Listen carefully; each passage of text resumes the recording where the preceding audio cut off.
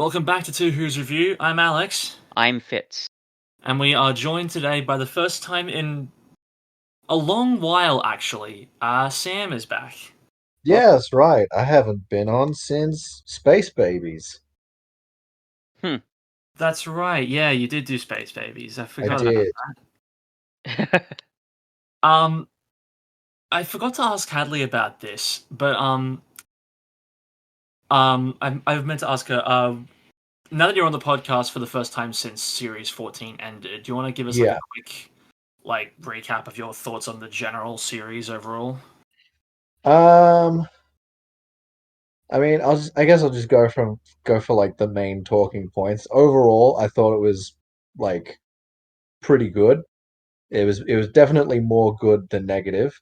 I wasn't as hyped about Dot and Bobble as everyone else was. Like I think it didn't necessarily stick the landing as well as a lot of people seem to think it did. Like I think it was fine overall, but yeah. Um, Conversely, I wasn't as disappointed with the finale as a lot of people were. Like, it was a little lackluster, like especially compared to the setup we got in the part one of it. But like overall, I was like, yeah, okay, that's not the best one we've had, but it's still fine.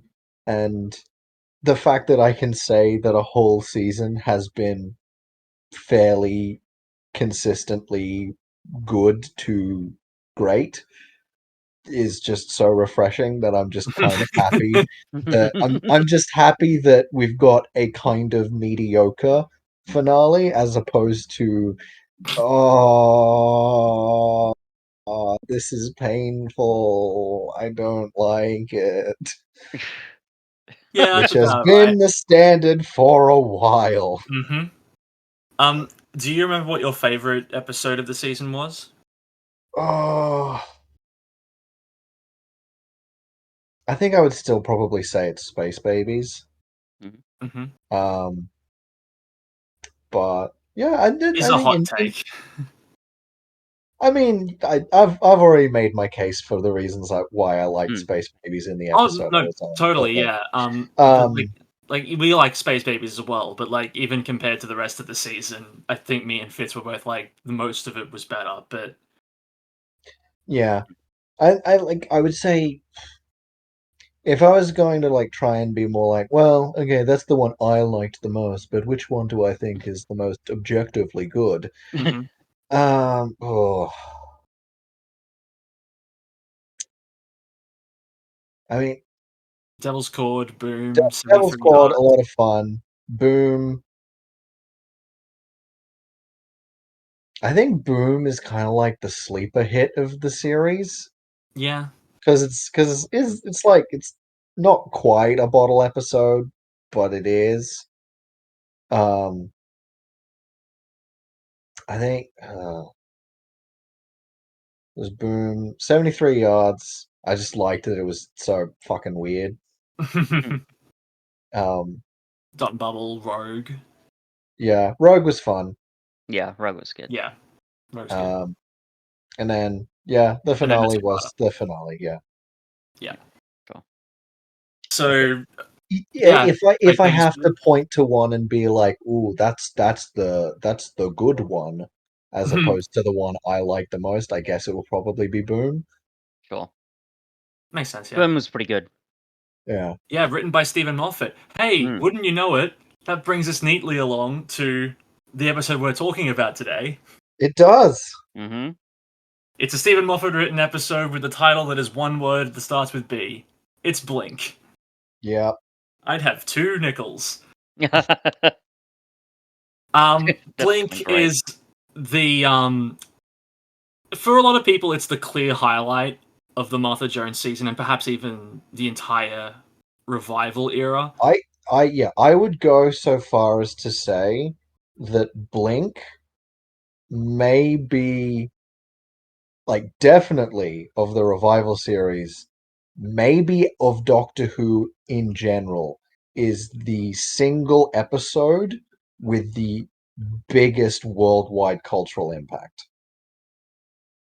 Yeah, I mean, it's hard to argue that. I mean, It's like, you could make I the would say, case like, that- you could make the case that the first Dalek episode and like in like the fact that just swept Dalek mania across It the was entirety of Dalek England in Mania the was 60s. really big in the 60s, to yeah, a yeah. surprising degree. But So I get what you mean. Like, it's rare for like like a I single episode story I would say of Doctor Who the to like. qualifying statement I make is single episode, which is Sure. kind of a cheat in that it Yeah. oh it yeah, technically disqualifies all of the classic era anyway.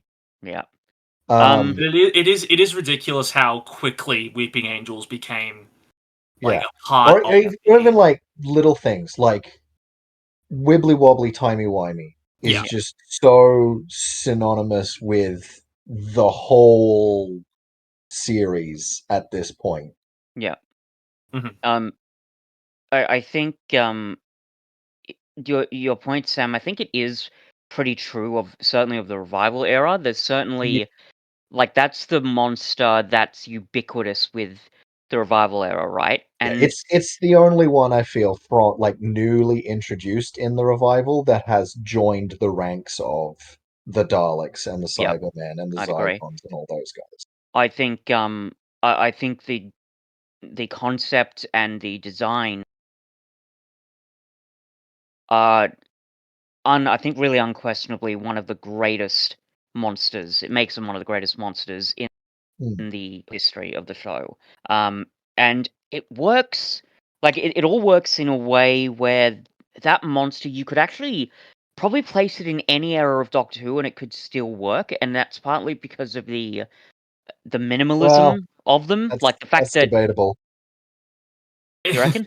Just like We had I mean, Weeping Angels in Matt it's Smith's not a era, hot and neither it's episode not a was hot good. take to say this, but I think the Weeping Angels would have been better if they never showed up again after this episode. That being said, the Weeping Angels are one of the only monsters to actually get like a decent showing in Chibnall Who.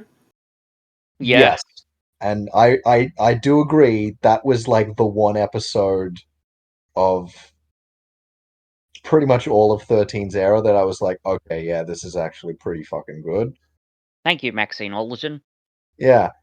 But that having been said, I would absolutely trade that episode and never Mhm. have it made to never have to see the fucking Statue of Liberty turn into actually it's a weeping angel. Yeah, that I, was. oh.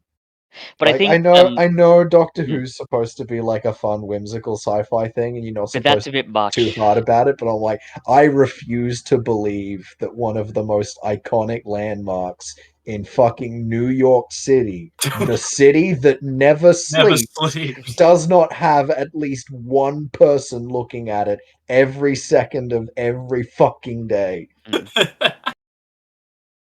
Yeah, that Oh, are To say you? nothing of the fact that it's like that scene annoys me so much because it's like pretty bad. it moves so slowly because you can Hang hear on. its fucking footsteps. You're not listed on our document as like wanting to guest on Angels Take Manhattan. Is that because you physically don't want to watch it again? Because I feel like you've got a lot to say about it, despite that. It maybe I do have to be on that one. I have I vague don't know. memories of that episode, and they're Honestly, not good. the more I think about it, there's a lot of episodes around that time that I'm like, Mhm. actually, maybe I do want to put my name down for that one. Well, that's still a few years away for us, and we'll Well, cross yeah. that bridge when we Hmm. get to it. Hmm. Look, I personally think, and we've started discussing this episode a little bit, but my personal I think this is going to be one of the hardest discussions we're going to have, purely because like Blink, it's iconic, it's beloved, like it's 17 years since it aired. What Yeah. the fuck else is there to say about it that hasn't already been said before? Well, I mean, we can certainly try our best. Sure. Yeah. But just We in so terms often of do. like, it's like one of the tightest 45 minutes of scripting that the show's ever produced. Yeah, It it's really well paced. Really well paced. It's got a lot of the earmarks of a Stephen Moffat script, for better or for Yep. worse. Fits, we'll get there. Yeah, well, that'll be we'll get to it, but that'll be an interesting discussion in itself. But anyway, Yeah, Sally but like Stephen Sparrow. Moffat, like stories about like closed time loops would become like not even necessarily like full stories about them, but like closed time loops having like an impact Mm. on the story or being referenced in some way will end up becoming surprisingly common with Stephen Moffat's era. And I think it's because Blink sets up the concept so well by the end that it's just like a really easy thing for audiences to understand. Mm, Yeah, mm, like, and there's so many examples of it used Mm. in different and interesting ways. Yeah, exactly. Like, I think I would say there's like three main examples, which is Kathy's grandson showing up just before she gets got to Hmm. give the letter. There's going from talking to uh, Billy in the garage to seeing him in the hospital in like the space of an hour or so.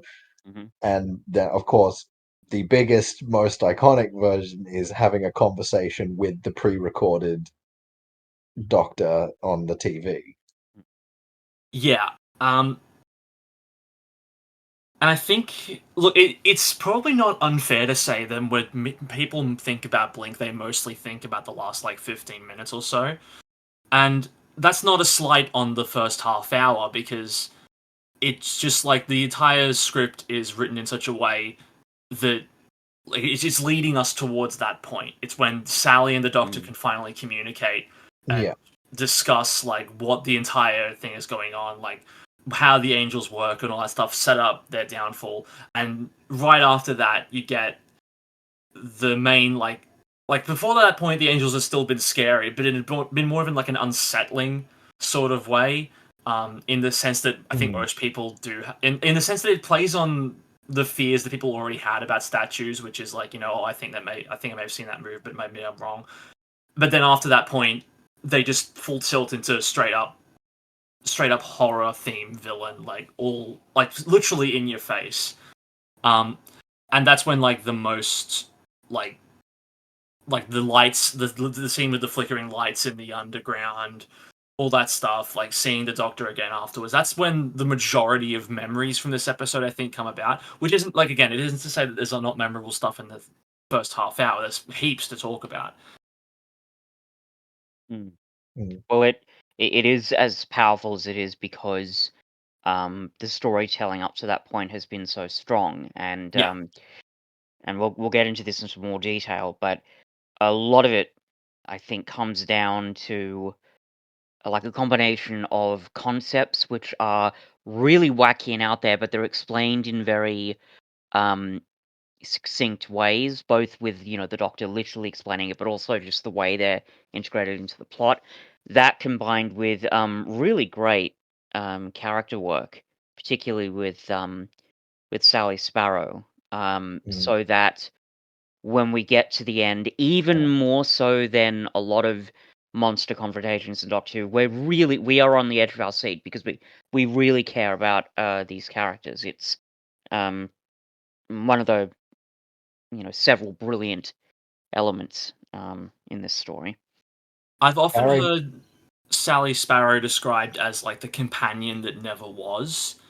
And I Mm. think that's because like by the end of the episode, like we get to know her so well, and Mm, like we get to see like her really do a lot of the stuff that a companion often does, where it's like figuring stuff out when the Doctor's not there, standing ground, not giving in. And it does make you think like in a different timeline, Sally could have been a companion and a good one at that. mhm. What Yep. a promising young woman that Carrie Mulligan is. I wonder if she would go on to have a career. Yes. Maybe she Uh, would go on to be in a movie that Fitz despises with all of his very soul. no. Promising What, Young Great Woman is Gatsby? great. Great Gatsby? Oh no. Well, yes, but Sam is referencing the movie Promising Young Woman. Oh no, I'm aware. I'm She's aware. been in more than one movie, Fitz. She's Yeah. actually had quite the storied career since her appearance on Doctor Who. From humble beginnings. Yeah, I do just watch The Great Gatsby. That's other topic, which we hopefully, for your sake and the audience's sake, will never get to. But yeah, Sally Season Sparrow is really great. 15, Great Gatsby themed episode. Can't get away from it. I'm sorry, I mean, what? that's arguably pretty close to Rogue. It's probably Uh, closest. Closest, like- in the sense that if you did a Great Gatsby episode on the heels of the Bridgerton episode, Yeah, it would like go. This is too similar. it wouldn't. It would be structurally similar, not Yeah. so much Yeah. thematically or aesthetically. But Yeah. yeah, I could see that. the green light was an alien ship the whole time. Oh yuck. Yeah. Anyway, Yeah. Yeah. This is obviously a Dr. Light episode. It's the second of its kind after Love and Monsters, which coincidentally you Paved the way. for. Oh no! How dare you? How dare you? Look, I actually agree with that. I think I can't Love and remember whether. Monsters walked so this could run. Well, look, I don't know. I can't remember whether it was me or Sam or both of us who may have said it. But when we reviewed Love and Monsters, I do agree with that. Like, for all its flaws, I'm its pretty innovation. sure. Like, I initially made the claim, Yeah, and then you Yeah, probably agreed with me. I think. yeah, that Yeah. sounds about right. Well, at the very least, like, But the, yeah, it's true.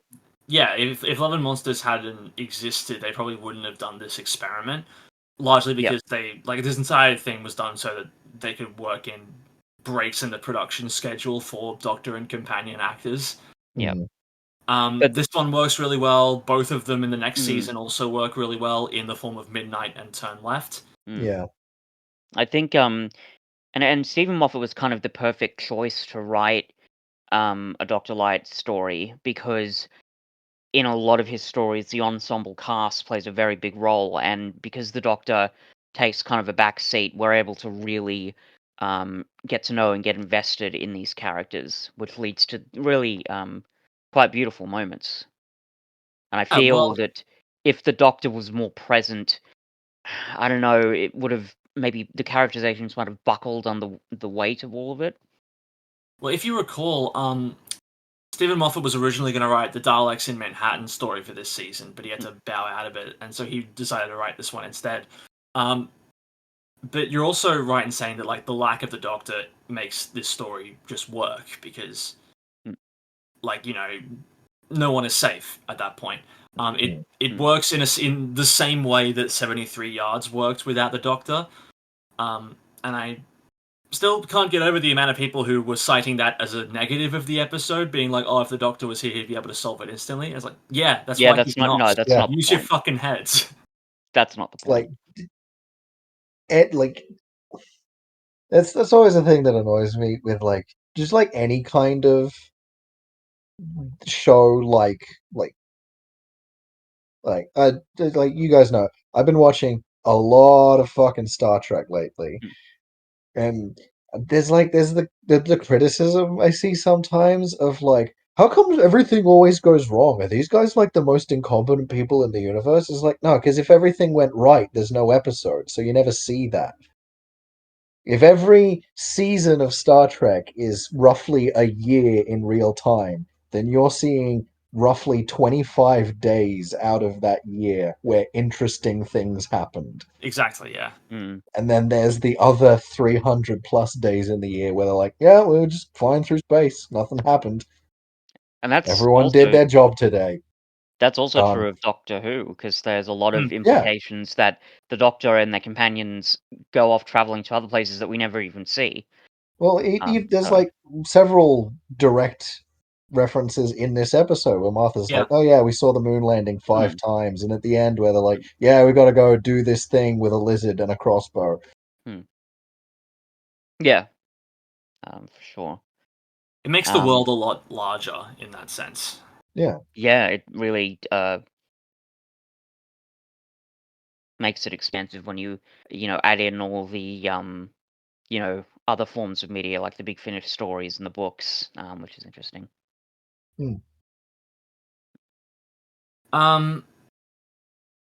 The Weeping Angels themselves. We've Again, sort of been one of the best monsters that has well, ever yeah, existed in the obviously.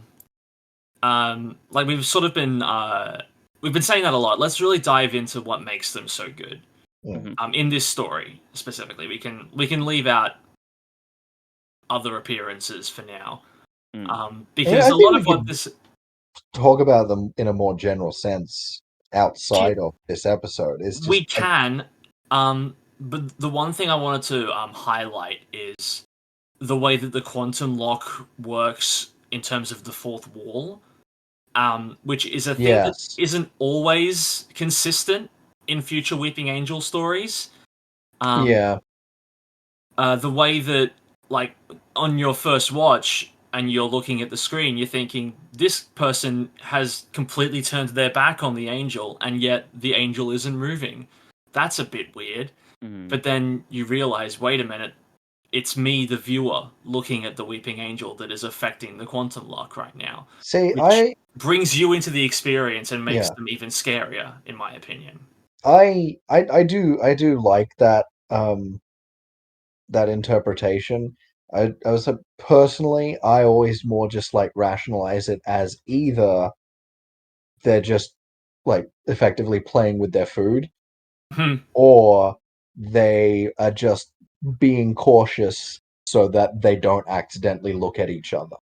Yeah, they're And strategizing. that is That's a the way I. very that is a very So easy, like, in-universe explanation for it. Yeah, I that's the one yeah, I would believe.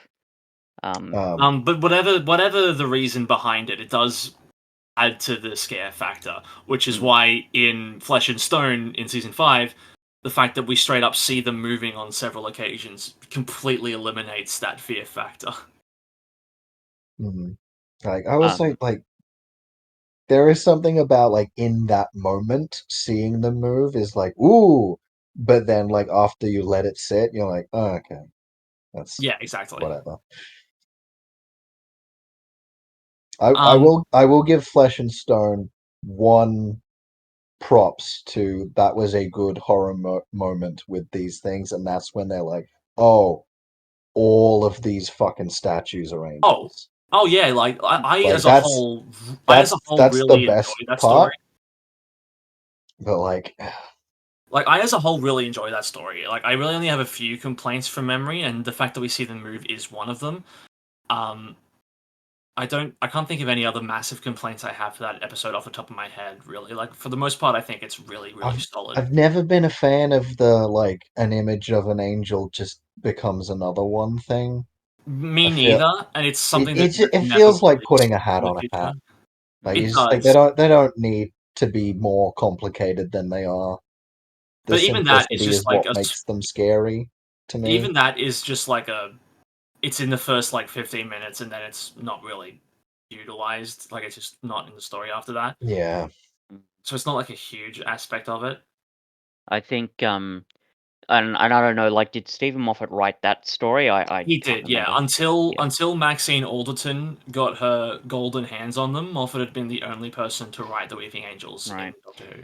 Because the way I see it, and I guess we are sort of talking about this now, but one of the issues I have with the Moffat, the Moffat era specifically, is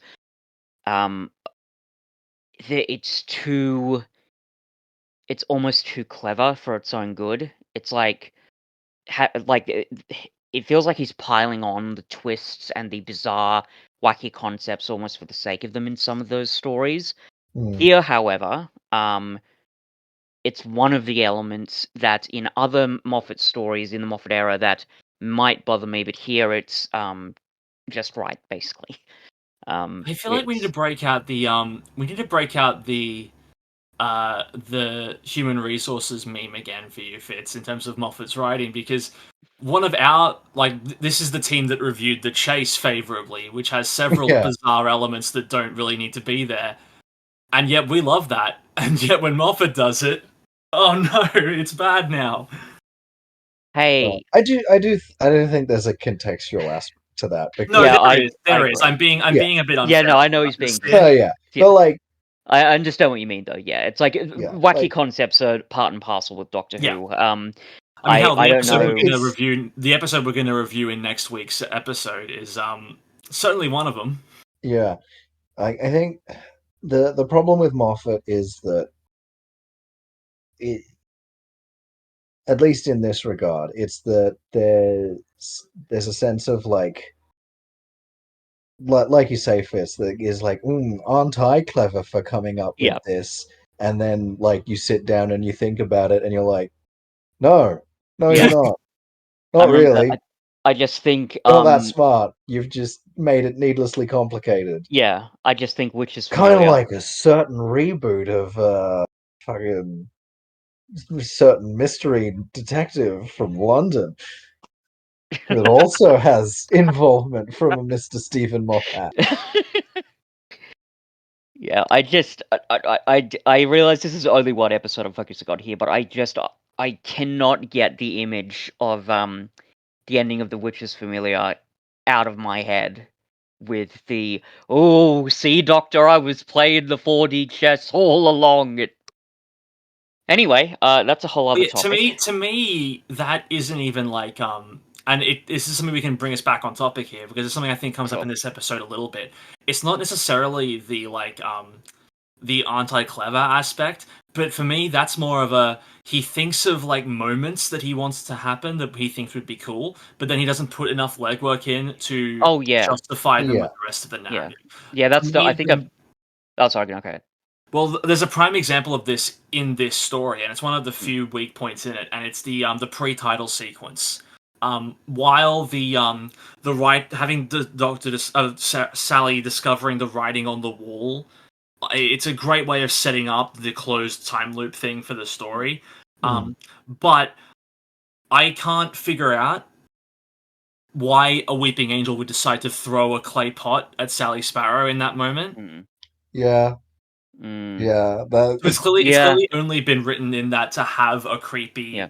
like thing happen, and he hasn't put too much thought Yeah. into figuring out how it works in the larger Yeah. narrative. It's a Nope. very small complaint to have, but it is But it's demonstrative of symbolic something. of it. It's demonstrative of something that becomes way more common and Yeah. way more egregious later on down. the Yeah. only explanation for that I can think of, besides just an angel threw a pot at her for some reason, is that it's another Kathy's grandson giving her the letter situation where at some point the Doctor's like, well, okay, I need to hire a guy to go there at that night, and when he sees her pulling the wallpaper off, throw Just a throw pot a- at her, because that has to happen for the closed loop to work. Yeah. And then Maybe. I guess I'll hire a pot guy. And then the angel can just watch them both and not abduct either of them. Yeah. I mean, maybe it's well, in a way, it helps with her characterization because that's the thing that makes her start to think, oh, wacky things are going on. Wait. Okay, I've got it. Hmm. The Doctor and Martha are like, okay, we know we need to go to this house at this night and throw a pot at her. And that's when they get got by an angel. Closed loop. I think it's implied that the police have had the TARDIS way longer than that. Yeah, I know, but Still, it is funny. It's a funny concept. I think yeah. you're honestly, if there is a, because like I do like because I've seen it before ages ago, but I do like the theory that the Doctor getting the information from Sally and then investigating and setting up all the stuff is what leads him into a position where he gets got by an angel in the first place. Because that makes sense in general and works for the closed time loop. So like, if it's anything, I think it's probably more likely when he was writing the shit on the wall and then wallpapering over it, because that clearly happened ages ago. Yeah. Yep.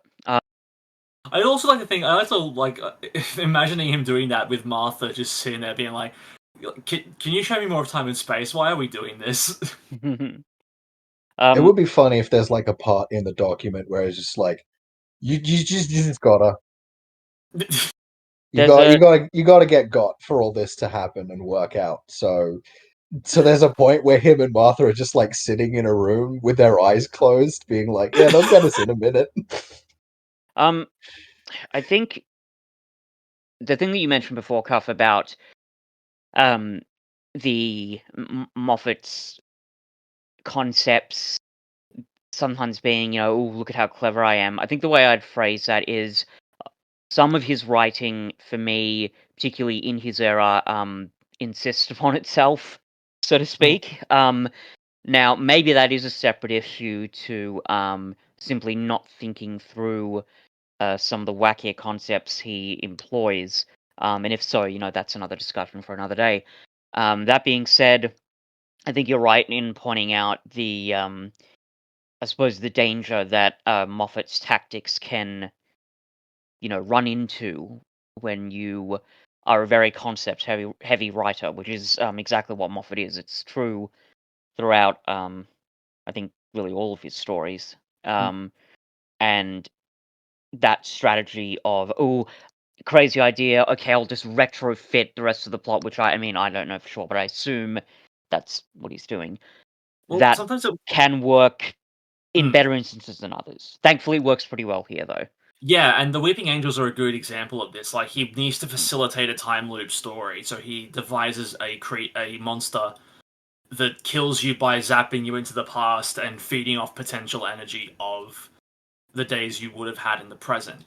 Yeah.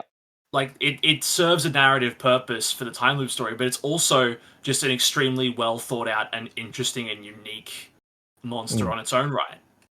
Yeah, for sure. Sure would be a shame if they just went around snapping necks for no reason in future episodes.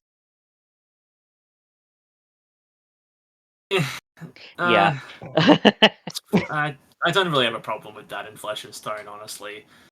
I don't know why I don't, Yeah, but I guess in Flesh and Stone is the least egregious yeah. because it's at least somewhat explained, but What are the other then it keeps Angel? happening. What I are don't the think other it Angel does it. episodes after? It's Angels Take Manhattan is the Yeah. next appearance of the Master of Flesh and Stone, and in that one they're not snapping necks. They're Hmm. zapping them into the past to a hotel to keep them in, so they can continuously zap them back and forth and feed on their energy forever, essentially. And then after that, they're not the focus of a story until Village of the Angels. Right. They're used a lot less frequently than you'd think for being so well known, and I think that is because like it is difficult to come up with something new to do with them. Yeah. Because they are so retrofitted for this kind of story that is Blink. Putting them in a new setting and telling a new story with them is kind of tough. And I think that's kind of why Village of the Angels works so well, because it does give them like a purpose, and it gives them like a reason. It gives them something new without taking away the stuff that it already gave them, which is what I think the other Moffat Angel stories don't do so well. It's something I've talked about in the podcast in the past, where it's like if you're going to bring back an old villain, give it do it for a good reason. Don't just bring them back to bring them back. And I do kind of think that a lot of the Matt Smith Angel stories, they were brought back because of how popular they were, and there was no other reason behind it. Yeah, that makes sense. But yeah, certainly great monsters in their own right. Scary. Completely. And scary in a kind of a minimalist way, which again, and that's Yeah, why I said. Sorry, go ahead. No, I was just gonna say they always remind me of that fairly well-known short horror story, like one of those like paragraph long ones. Where it's like the babysitter calls the parents and says, "Hey, yeah, everything's going good, but can I cover up that spooky statue you have in the backyard? It's freaking me out." And then the parents are like, "We don't have a statue. Get out of the house now." And then they come home and everybody has been murdered. Like, Yeah. It's got a very kind of fairy tale quality. yeah, like it's a very like I wouldn't, maybe not fairy tale, but more like ghost story, more Yeah. like campfire Yeah. ghost story Um, type of horror to them. and Moffat has, I think, always been really good at horror, even in stories that I otherwise have issue with. The horror element is always done Mm. really well, and he's good at coming up with sort of fresh concepts every time, and that's hard to do. That Mm. He are also has all terrifying.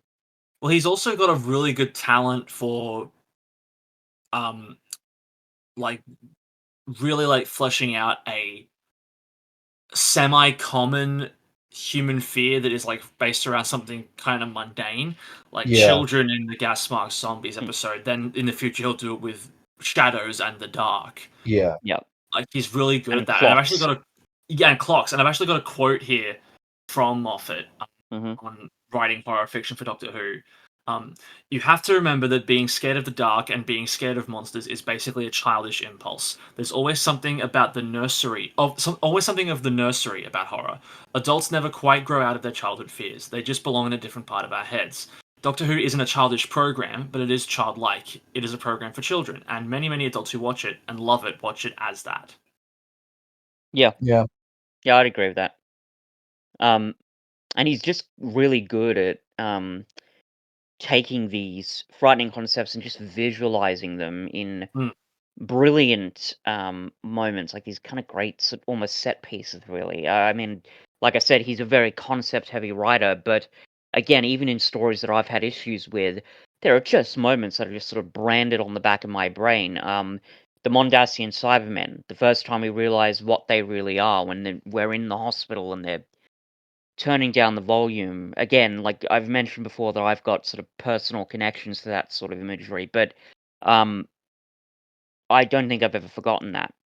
Like that's the Mm. sort of thing that actively haunts me, and that's tough, especially given that I'm a fan of horror and I'm, quote unquote, used to this sort of shit. So, um, that's brilliant stuff, and it all um gets crystallized in this concept and the way that it's used. And I think when I said before about it, being an idea and a concept that you could put in any era of Doctor Who, I think what I meant by that is the minimalism of it means that I could honestly see this monster showing up in the classic era and still working really well.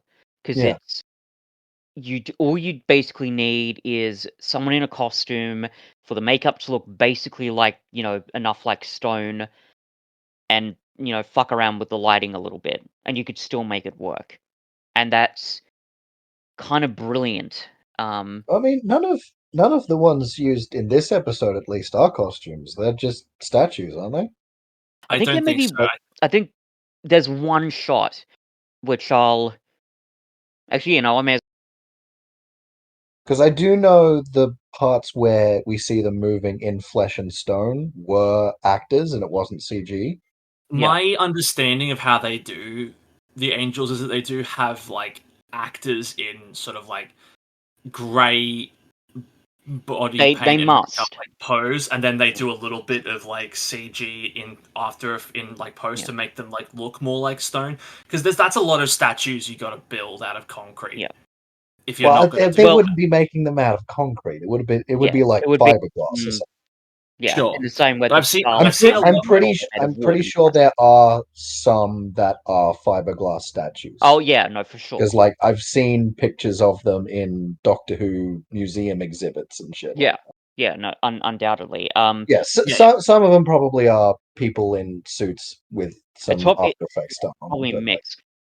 There is one shot though that I think very clearly, like they must have used an actor, but it's one of my favorite shots in the whole episode, and it's when uh Sally is sort of on her own in the spooky house, and the angel's really close by, and it's when she gets the key, right? yeah. And one of the sort of earlier shots is a kind of a smash cut to the angel who's changed positions, and we think, oh, it's scary, and we've got the sting of music. But then it's so great. So she bends down to get the key, she gets it, um, and the weeping angel is, there in sort of the same position. She stands up, and then she moves, I think, to screen right, and the position of the angel's face has changed in that same shot, and it's Yeah, I know so what you're talking great about. Yeah. because it's not. It's so understated. It's not. There's no music. There's no fancy cutting. It's just a subtle thing in the background that really chills your spine. It honestly reminds me of some Japanese horror movies that I've seen. Like I've seen staging and blocking of shots like that in Japanese horror movies that are the same level of terror for me. And I say this as a person who loves Japanese horror movies, so really, really great stuff. And another example of how understated a lot of this episode is. I'll say something you mentioned briefly just then, Fitz. Mm. I think this might be the most effective use of music in a Doctor Who episode I can think of. Yeah, I was just about to say that. Like, as 'Cause, good as like, that that understated shot is, the like the episode really utilizes music and editing to full Yeah. effect. Yeah, like yeah, what I like to call the squeaky bicycle music, for lack of a better word. Yeah. Like because like music in Doctor Who is generally pretty good, but I Yeah. don't think there's ever like really good examples of like music being like this is adding something substantial. Like I might there's have to disagree there. so Certainly. so like let me qualify Well, that. yeah. You So explain. like you could have like a scene where it's just like, hey, this scene is really like emotionally strong, and the music in that is a big part of it. But you could potentially substitute that music with like some obscure Hans Zimmer or John Williams Mm, piece mm. and basically get the same thing out of it. Whereas I Yeah. don't think you necessarily could with how the music with how the music is used and what the music being used is like Mm. in this episode. I kind of Yeah. agree and disagree. I disagree in the sense that certainly with Murray Gold's score, it is I think a much bigger part of the show than many people realize. And if you want a good example of this, simply look at the Chibnall era when we didn't have him around, and how, Yeah, frankly,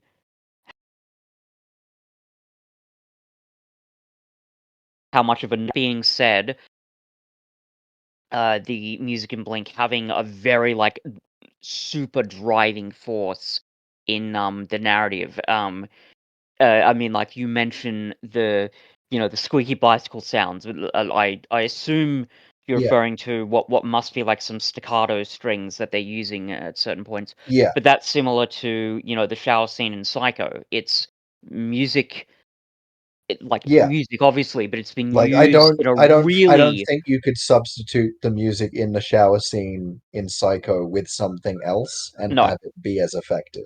no, Maybe that's just the bias of knowing that the Psycho is like that yeah, and like having um, that be so ingrained in pop culture. yeah, But but like it's that's just but it's still driving like force. I think like this is Gallifrey. Fantastic piece of music. Yeah. Yes. Really works in the scenes that it's used in. Mm. I do think though you could use other music in those scenes and they would be as effective. Yeah. Like music that is as good because like, I don't want to sound like I'm saying the Murray Gold music isn't good because Mm. it's fucking great. Yeah. But It just the conceptually, other things that yeah. you could, yeah, yeah. I Main see what point you is mean. just this is the example that stands out the most to me as the music is something special and unique. Yeah, Yeah. it's doing something more than what we, generally consider the role of music to be. It's not there to add atmosphere or heighten emotion. It's a driving force in the Yeah. narrative. Yeah, I can agree with that. And we actually have like physical proof of Sam's claim here because I don't know if you Fitz stuck around at the end of Family of Blood to watch the next time trailer for Blink. But that trailer is not accompanied by the traditional Doctor Who theme tune that often covers the next time trailer. It's Yeah, I did say instead it. It's instead got like some like music that is very reminiscent of stuff that is in this episode. Yeah, Really like lots of punctuating. staccato bass stings to sort Yeah, a of. lot of that stuff. It makes me think like holy they must have known that they had something different about Yeah, this something episode even special. before it aired. That Yeah. the fact that they were like, we cannot just play the Doctor Who theme tune under like clips from this story, especially when a lot of them were taken from the last act. Yeah. We need to give this something different to like be Yeah. like, get ready, gang, you're not ready for what's coming. Well, even the yeah, that next time trailer, the again the use of bass stings, it's almost like what modern trailers are like now, and Yeah, actually, yeah, you're right. that style, from memory at least, that only really I think started to come around in the early 2010s. So, and this came out before that, so Yeah, this is as you say, they're tapping into something special. Like, and I think even when I did watch the ending of the Family of Blood, I knew Blink was coming next, but for a brief second I thought, oh, it's the finale, because you know what I mean? Because it sounds yeah. like finale music. It's like, oh, here's the big melodramatic one, guys, get ready. But no, it's just, as you say, I think the writers and the creators must have known they were dealing with something a little bit different here, which is kind of great. I love the way that the Doctor is used in this story. It's such Yeah, a so do I, actually. unique thing to do with his character. Yeah. Um, like it's obviously not. He doesn't get a huge focus. He doesn't need it for this story. Mm. But there is something really special about that conversation scene between him and Sally, and yeah, I don't know. It's just so. And you're gonna hate this based on criticisms you've leveled at Moffat in this review, but it's just really clever. No, it is. Yeah. Absolutely. No, it's brilliant. Conceptually innovative. The pacing and the interactions between the characters are fantastic, and because the concept is so strange and unique, it feels really surreal. But you still you catch up to the conversation very quickly. Like you're still listening. You are so invested at that point that it's kind of hard to not listen in and pay attention. And I think that speaks to one of the strengths of the story that I find is missing in later Moffat stories, where again we go back to this element of understatement. This is clever stuff. This is really brilliant, interesting stuff, but it is not. It's not overbearing. It's not overstaying its welcome. It's just being exactly what it needs to be. I now whether that's because this is a Moffat script under an RTD show running, and he's been reined in, so to speak, or whether it's because Moffat didn't feel the pressure of being both writer and showrunner. I don't know what the reason is, but the way that it comes out in the end is brilliant, and it's brilliant because it's not super, calling attention to itself. It's just being something new and different, and it's really special. And that's true of the story generally. So yeah.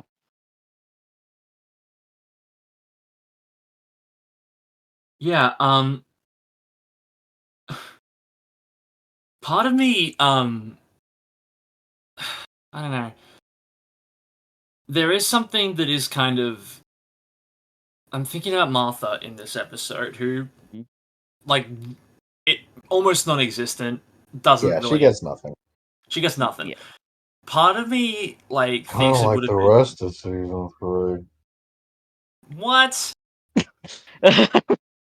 Okay, that's an extra. I am of the opinion that generally, I've mentioned this before on the podcast, but I Yeah, think, to me personally, even though it has really high highs, like what we're talking about now, and Human Nature and Family of Blood, I think season 3 is the weakest of the 4 RTD seasons. And I think a big part of that is that I don't think Martha is utilized particularly well. I think she's used better in season 4 than season 3. I'll You I'll mean let Like you that take still, over season- there, Carl. it's still not great. Season 4 is honestly. a season where, in her first appearance, she is immediately captured and replaced by a clone. Yeah, Then no, in her I next, didn't then say in it her was next good. story, I didn't then say in it her was next, good. I in her said it next was story, better. in her next story, she is separated from the TARDIS crew entirely and learns at the exact same rate as Doctor and Donna all the information that they also do. And then in the finale, her contribution is to introduce the Osterhagen key, which is promptly dealt with and not utilized in any way after that. Yeah. And we've been discovering, like, in a lot of these stories, even in ones where Martha doesn't get, like, a huge amount to do, she's still, like, she's still actively involved in most of the season 3 episodes. I think maybe Shakespeare Code is the only one which doesn't give her, Okay. like, I think But that's a and bit of an also, anomaly because it's kind of shitty. yeah, I'll clarify it and say that like on an individual moment to moment, episode to episode basis, she's used fine. I'm more talking about her overall arc for the series. I don't care for because it is basically just like, oh, I miss Rose. I'm making this your problem now, Martha, and you just have to fucking deal with it. And like they resolve that as well as they can, but I don't think that they should have had that be the driving force for that character in the first place.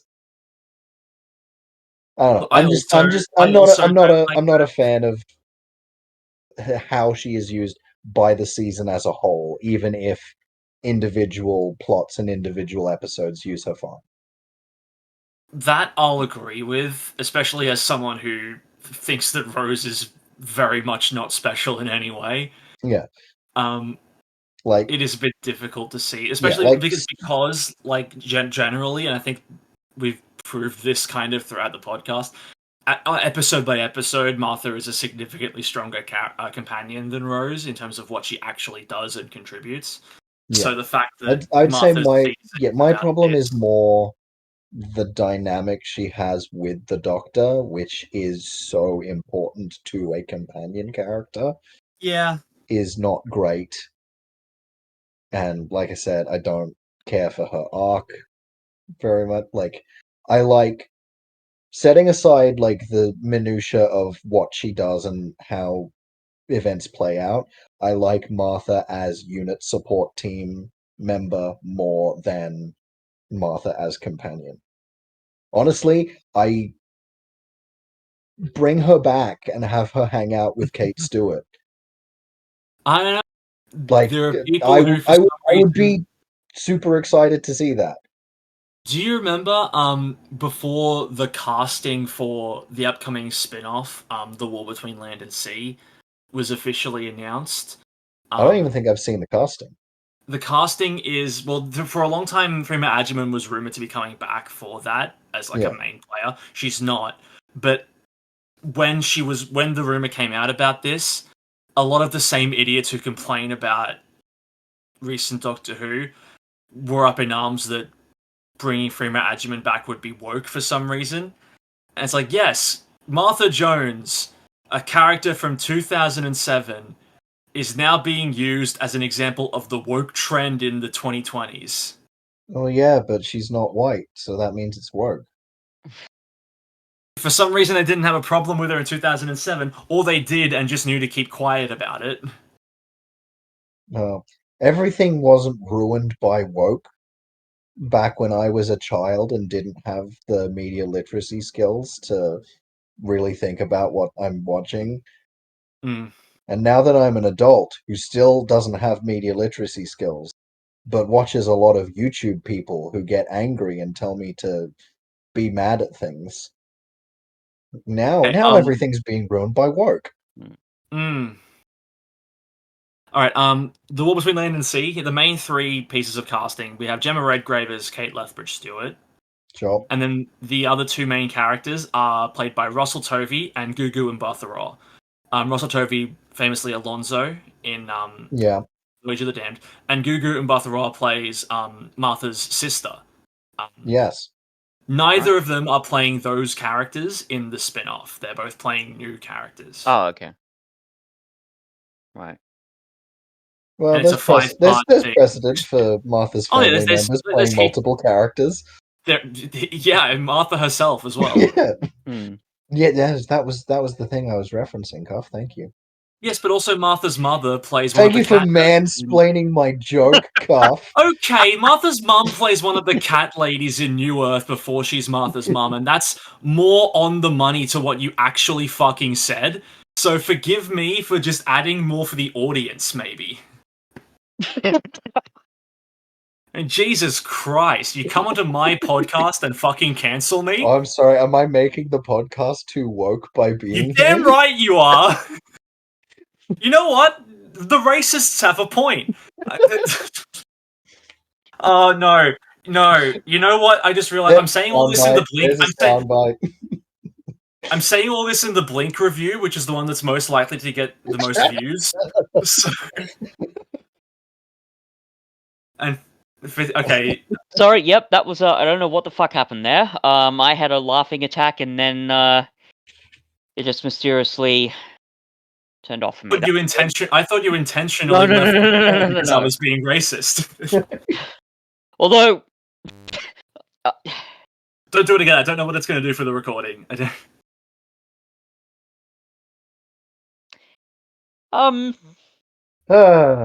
Moving on. Yeah. Moving on. So Blink has a pretty not deep, but a pretty notable roster of side characters. We've got Kathy Nightingale, Larry Nightingale, and Billy Shipton, who all get minor focus at certain points of the story. Kathy is just by default almost the least interesting, purely because she's only there to be gotten rid of as soon as possible. So we get a bit of her characterization, but we don't get a huge amount of it. Although more than we could have, I think, given that she's not in the More than we could episode have. a lot. Like the letter, I think, really helps to sort of sell that friendship. That It and does, a couple of other bits of dialogue, like when she says, "Oh, what is it? Sparrow and Nightingale," and one of them says, "Oh, very ITV," and that just made me laugh. So both Kathy and Billy, their main role before that they get got by the Angels is primarily to like endear the audience to them, and like Kathy does it there. Billy does it quite a bit. I actually think that Billy and Sally's chemistry and that their brief interaction is actually quite strong. Larry is also mainly there. He's like a vessel to give what we don't know is vital exposition at the time. Like he teaches us about the DVDs and all that stuff. Yeah. And like it is interesting that for mainly being like story, like purpose, like and expository characters, we do get quite a lot out of them in those moments, in those roles. It's really good and tight character writing. Which, if you recall, fits. I mean, we reviewed 42 a while back. It's an episode which has almost the exact opposite of that, where the characters are like the side characters are actively doing stuff on the ship, but we learn nothing about them by the end. I could not tell you a single fucking thing about any of those people. Well, at the time of recording this, the 42 review is going up this weekend. Yeah. And which means that we discussed it quite recently, and neither can I. Yeah, those characters barely have anything memorable about them, like at all. I can't even remember. You obviously haven't heard the 42 review yet, Sam. But do you remember how the two Chibnall stories that we reviewed ages back, Legend of the Sea Devils and Power of the Doctor? Do you remember how? And again, you might not, but at the start of both of those reviews, we were sort of dancing around like, yeah, it was okay. But then the more we talked about the episode, the more bad things we found about it, and like the worse it became. 42 has that same quirk, so you can't fault Chris Chibnall for being inconsistent. Yeah, 42 is not great. What a nothing episode. Yeah. There's like one good bit in that episode which I love. The concept of doing a Doctor Who that happens more or less in real time like that in a vacuum is such an interesting idea, and it's just wasted on Oh yeah, something that's so yeah, uninteresting. Well, yeah. Boom is that more or less. Yeah, yeah, pretty much. Boom. Yeah, Boom. It's there's no like major Oh, cuts ahead. oh yeah. I see what you mean. I thought anyway. Um, yeah, footage is not great. There's like one good moment that Cuff and I discuss in the episode that I really, really love. And the rest is just kind of Yeah.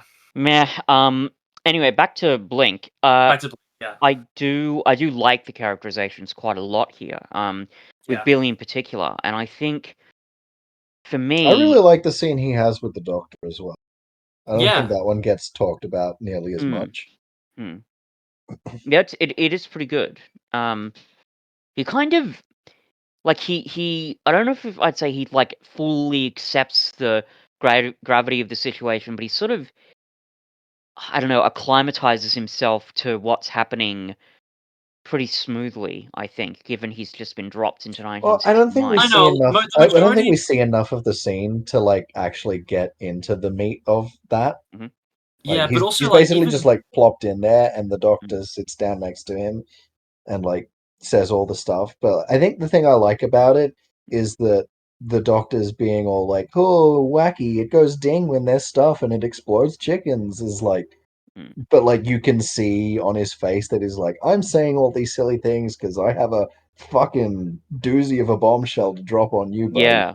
When he's Mm, saying, I'm so sorry, that's the classic Tennant, I'm Yeah, so sorry. And you really feel it, because granted, there are worse fates that happen to characters in Doctor Who, but that's pretty heavy.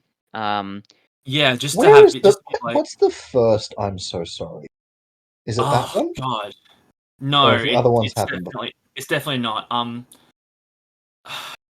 so, he says the main one, the first one I remember that has like that, like a definite like, it's in New Earth when he first sees the people in the pods who have been contaminated with every Yeah, sickness. yeah, that's right. Like he just looks at them and That all was he can pretty say early is that on he's then. sorry. yeah, yeah.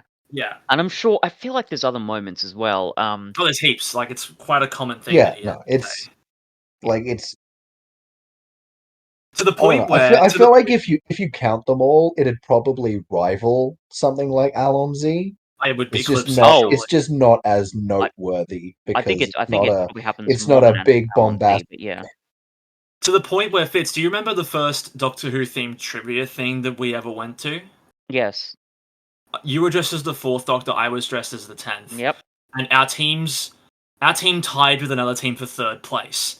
And we each got one member of our team up. I was there for my team to answer like a tie break question. I got it right.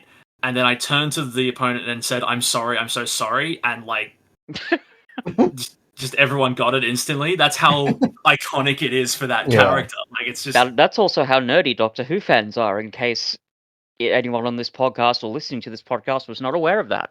I think that this entire podcast is evidence for that more so than Yeah. that anecdote. That is true. A person listening to a Doctor Who podcast written made by two randos in Australia on an obscure I don't know. YouTube channel. Hadley's Yeah. listening to this, and I wouldn't call her a Doctor Who fan either. Yeah, Like but she wouldn't call Hadley herself. enjoys listening to things that she hates. That's true. But Yeah. hang on. Like Doctor Who, fair enough, but the podcast? Are you saying that she Well, doesn't like yeah, the podcast? I'm not going to speak for her either way, but She'll let us know in the comments.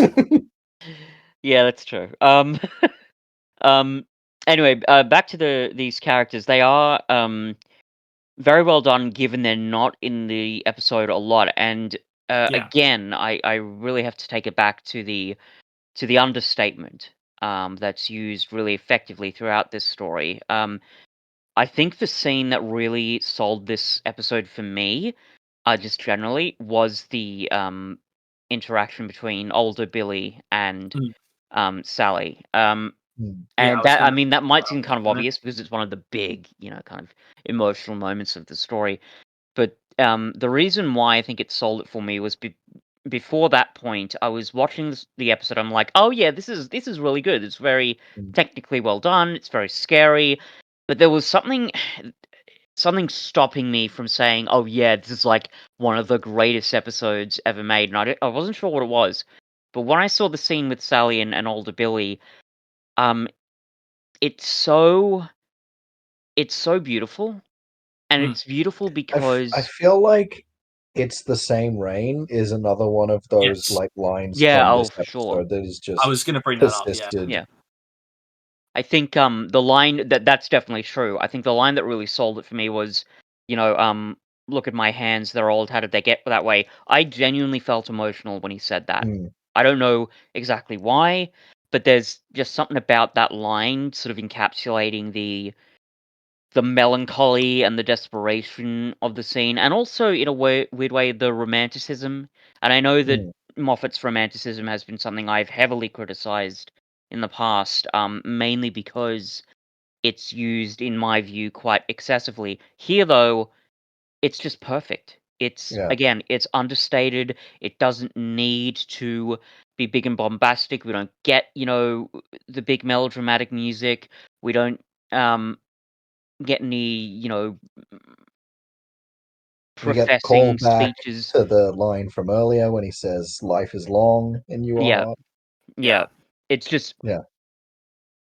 And like you said earlier that and this is a little like this is relating to the hospital scene in a big way. You said these earlier small. that like there are definitely characters in Doctor Who that have suffered worse fates Mm, than the victims in this story. But like, and especially when the Doctor's like telling him what he's got to do. yeah. Um, like Billy gets flung from his familiar life. Mm, He gets thrust into the late 1960s, which, mm, let's face it, can't be pleasant for him. yeah. Yeah. Um, he's Yeah. then essentially forced onto a single career path that he might not want because of Mm, what has to happen for the time yeah. loop. Like he has to work basically Mm, his entire life to get to a point where he can yeah. put the Easter egg onto the DVDs. And at that point, like by that point, he must be like just so worn out, and Mm, then he's got one single thing to look forward to, mm, with the bittersweet notion that the Doctor has basically told him mm, that when this happens, you're not long yeah. for the world. Like it's Yeah. a really dour existence that he's had to live through. Yeah. It's very grim and heartbreaking, and it just comes through so beautifully. And the reason I think why the scene overall really sort of clinched this episode for me was that's that element of sacrifice and grief.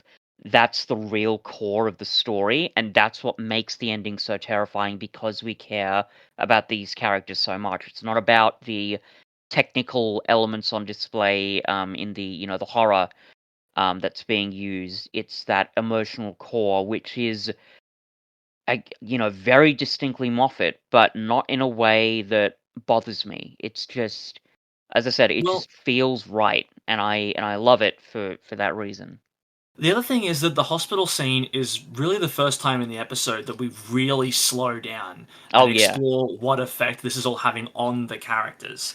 Like yeah, we get like, and there's also exposition in the hospital scene, but that's not really the main focus no, of it, because like the point of the expository point of the hospital scene is, hey, that thing that you've already been given, just look at it for God's sake.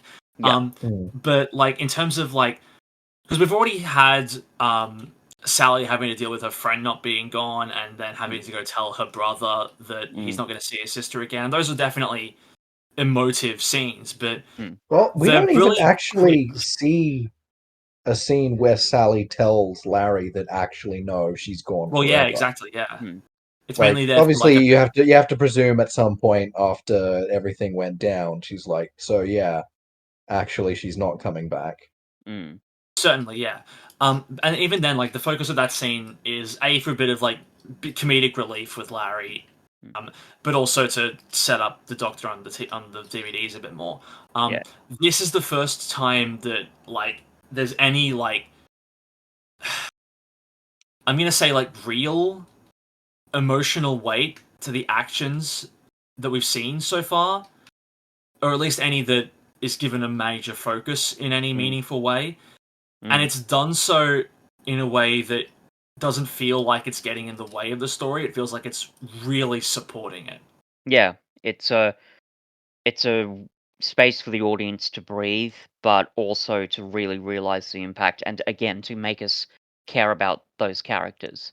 Um, in a way where, like, apart from the whole, oh yeah, check the list of DVDs, the plot theoretically could have worked almost without it, or there could have been another way where the DVDs could have been introduced, but it's that emotional weight to it that really makes it special, and the episode special, I think. And it's also the moment that makes the effect of the angels really hit home, because I can see an argument before that point where you can be like, the angels aren't that scary, they don't really kill you, you still get to live your life. But then when we see Billy die of old age less than 5 minutes after we first meet him, I think that's when like it really hits home, where it's like, oh no, damn, these guys are actually terrifying and cause real, like, concrete in a way damage. Because people can make the argument that they're like, oh well,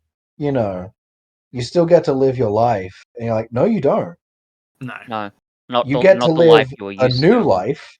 Yeah. You have to start again from scratch. Yeah. Mhm. But you don't get to live yours. Absolutely not. You have to step into That's the whole point. somebody They else's. eat your life. Yep. And I mean, this is a slight digression, but like, imagine like that shock of being in another time, like what that could do to people, and having to adjust to that. I Without mean, any documentation. Especially if, Yep. as Cuff alluded to earlier, things are not great for someone of your skin color or gender orientation in that time. See, I'm not racist. I'm down. So move on. Because the other thing is, there's a like time and space displacement as well. Because Kathy ends up in Hull, in Hull, yeah, and which is we don't get. Do they mention where Billy and the Doctor and Martha go, or just that it's the 60s?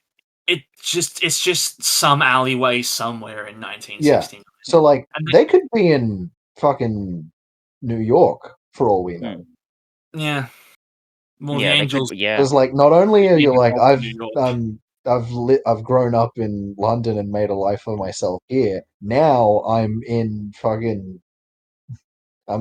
living in fucking Versailles during World War II. yeah. That's not fun.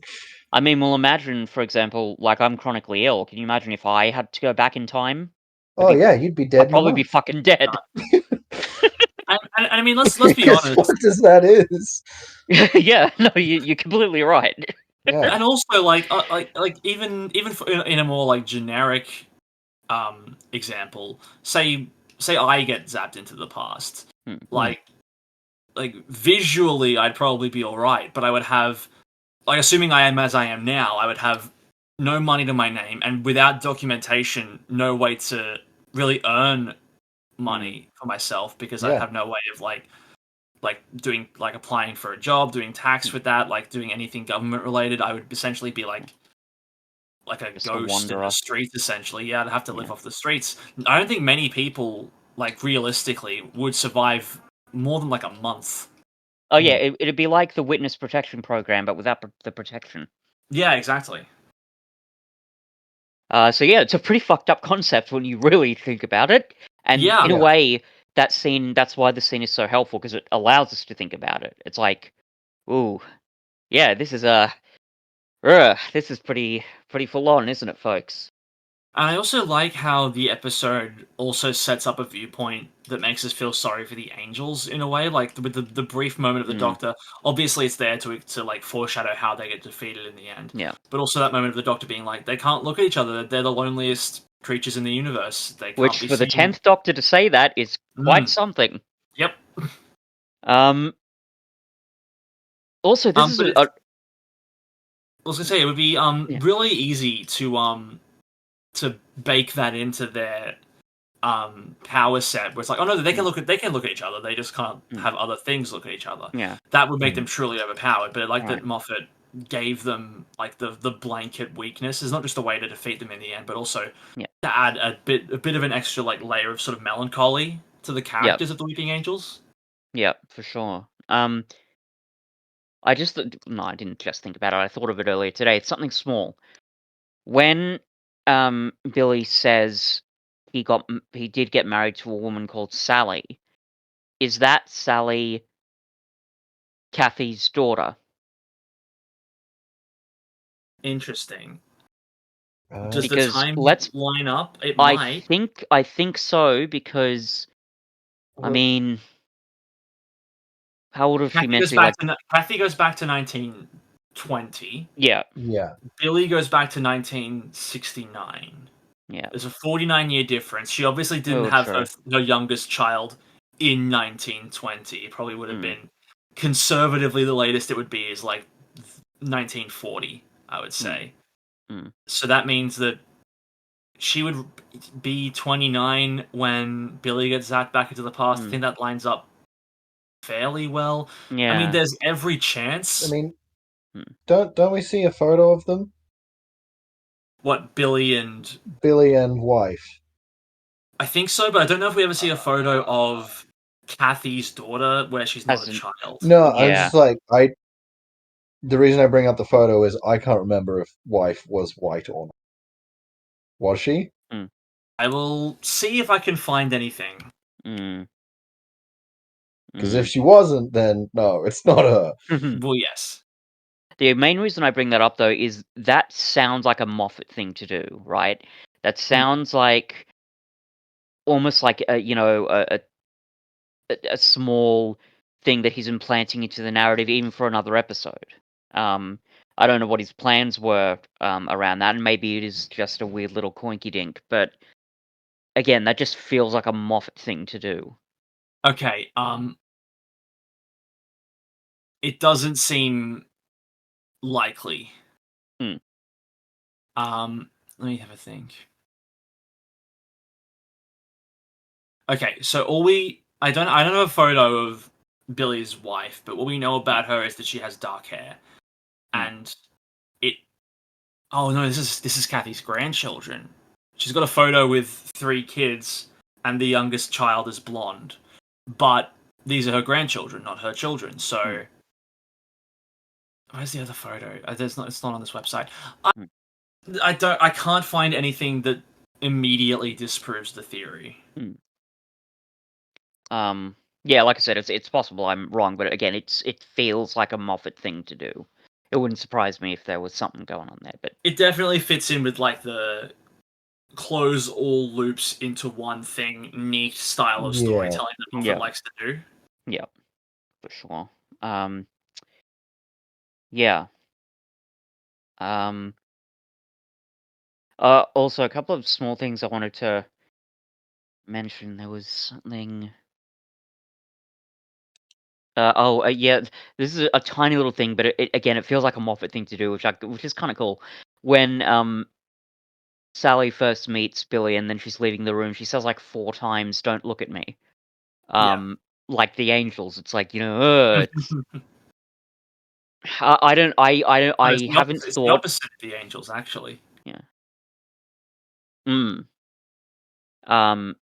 True. I haven't thought deeply enough about that to find any sort of connection there, but that's just a funny little thing that I Yeah. picked up on, I guess.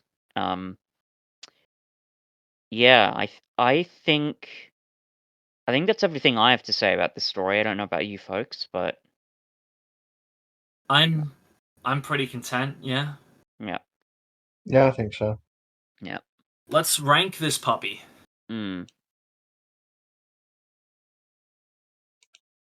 What scores we giving out?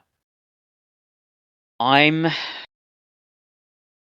gonna give it a 9 simply because brilliant and really, I mean, it's genius. The story, it's what it is.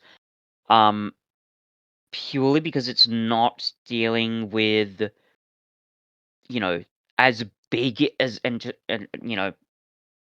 as existential themes as something like the Family of Blood is, or even Davros is, even though there's more of a personal connection there. It's just not quite getting to that like perfect level, but good lord, it's close. So yeah, I'm gonna go with a 9 on this one. I'm also going with a 9 purely because of the minor plot discrepancies I found, mainly to do with the pre-title sequence. That really is like the one sticking point for me that holds it back. Sure. That part knocked off a whole point. The whole point, yeah. Realistically, it probably only knocked off like half a point, but we don't do things like that here. Yeah. I'm saying 10. I think like I agree, Fitz, it's maybe not as thematically deep as something like Human Nature and Family of Blood, but I think it's not trying to be, and its simplicity is one of its strongest points. Yeah, the So narrative craft for is that reason, I'm not knocking a point off it. for sure. that. Yeah, no, that makes So sense. I'm giving it the full 10. Sure thing. This is one of the best episodes of the revival that's ever been. Oh yeah, easy. No question. Easy. Yeah, no question. Yeah. Great stuff. I was thinking earlier, I don't remember what score I gave Dalek. 10. You gave it a 10 as well. Yeah, I think you I gave it a 10? Alright. Yeah. Because it would have been funny if I was like, this is my favorite, and it still is, but I'm giving it a 9, and now I'm giving Blink a 10. That's true, yeah. Yeah. So that's another of the season 3 back half episodes in the books. Mhm. We've got 3 more to come. But before then, Sam, is there anything at all you'd like to plug here? Ah, I don't think so. nothing that'll be relevant by the time this episode No. comes out. I suppose you could plug this podcast. Oh yeah, there'll be another one next week that I'll also be on. Yep. And in that episode, we're Look going to be forward to discussing... that, people at home. Yep, we'll be looking at one of the earliest Doctor Who stories, Planet of Giants. It's Until not what you then- think it is. No, it's really not what you think it is. It's lies, is what it is. But until then, I'm Alex. I'm Fitz. I'm also here. And, And remember- who's gonna... Yep, there you go. Don't turn your back, and don't blink. One of us was gonna do it. Keep watching the skis. Mr. Gremlin on the wing!